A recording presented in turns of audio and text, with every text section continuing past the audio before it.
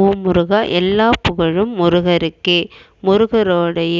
முருகரை ரொம்ப பேர் குலதெய்வமாக இருக்கிறாங்க. நம்ம முருகருடைய குலதெய்வமாக நம்ம வச்சு வணங்கும்போது நல்லதே நடக்கும்.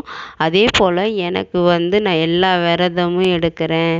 என்னால் எனக்கு குழந்த பாக்கியமே கிடைக்க மாட்டேங்குது நம்ம முருகருக்கான ஒரு விரதம்னா அதுக்கு அந்த சஷ்டி விரதம்.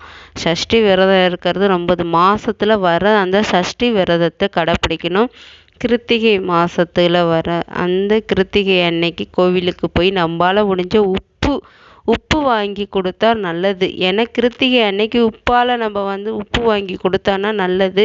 நமக்கும் நல்ல செல்வங்களும் நல்ல இதுவும் நமக்கு கிடைக்கும். ஒரு வைப்ரேஷன்ஸ் அப்படின்றது சொல்லுவாங்க.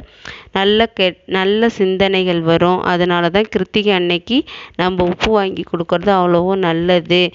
நான் இந்தமாரி விரதம் இருந்து இப்போ மகா தைப்பூசம் வேற வருது. மகா தைப்பூசத்து அன்னைக்கு நம்ம என்ன பண்ணணும், முருகருக்கு 1 மாதம் இதுலேருந்து ஜனவரிலேருந்து மார்கழியில் கடைசி தேதியிலேருந்து ஒரு 5 நாள் விரதம் இல்லை 30 நாள் விரதம் இருந்தோன்னா இந்த மகா தைப்பூசத்து அன்னைக்கு நம்ம முருகரை நம்ம திருச்செந்தூர் முருகர் கோயிலுக்கு போகலாம். இல்லை பக்கத்தில் இருக்கிற முருகர் கோயிலில் போய் நம்ம வேண்டுதலை நிறைவேற்றலாம். எங்கேயுமே எங்கள் முருகர் கோயில்னா நம்ம திருச்செந்தூர் போகலாம். ஏன்னா திருச்செந்தூர் குழந்தைக்கான ஒரு தெய்வன்று அழைக்கப்படுவது நம்ம திருச்செந்தூர். அதே போல் திருச்செந்தூர் கடலில் நம்ம குளிச்சுட்டு வந்தனாலே ஒரு 3 பௌர்ணமி அந்தமாரி நம்ம ஒரு கணக்கு வச்சு நம்ம குளிச்சுட்டு வந்தனாலே நம்ம வேண்டுதல் நிறைவேறும்.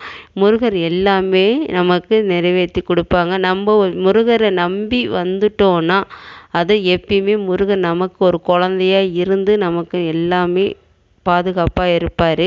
நம்ம குடும்பத்துக்கும் நல்லதே நடக்கும். எப்பயுமே எல்லா புகழுமே முருகருக்கு.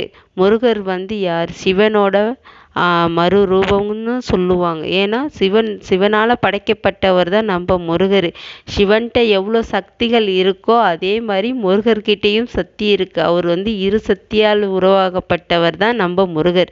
அதனால தான் அவருக்கு அவ்வளோ ஒரு சக்தி இருக்குது. ஏன்னா நம்ம எப்படி அப்பனை தேடி போகிறோமோ அதுமாதிரி பிள்ளையும் தேடி நம்ம போகக்குள்ள தான் நமக்கான ஒரு முருகர் கோயிலுக்கு போனாலே நம்மளுக்கு அவ்வளோ ஒரு சந்தோஷம் கிடைக்கிது. முருகரை பார்க்கக்குள்ள அப்பா நம்ம குழந்தைய எப்படி பார்க்குறோம் அந்த மாதிரி அந்த குழந்தை முகமான ஒரு முகம். அவரோட முகமே நம்மளுக்கு மேல் சிலுத்து போயிடும். நம்ம முருகர் கோயிலில் போய் அப்படியே காலடித்து அரோகரா அரோகரா என்று சொல்லும் போதே போதும் உடம்பெல்லாம் சிலுத்து எடுக்கும். ஏன்னா முருகரோடைய அருள் அப்படி. அவரோட சன்னதியில் நம்ம போய் நம்ம குழந்தைய பார்க்குற மாதிரியே இருக்கும்.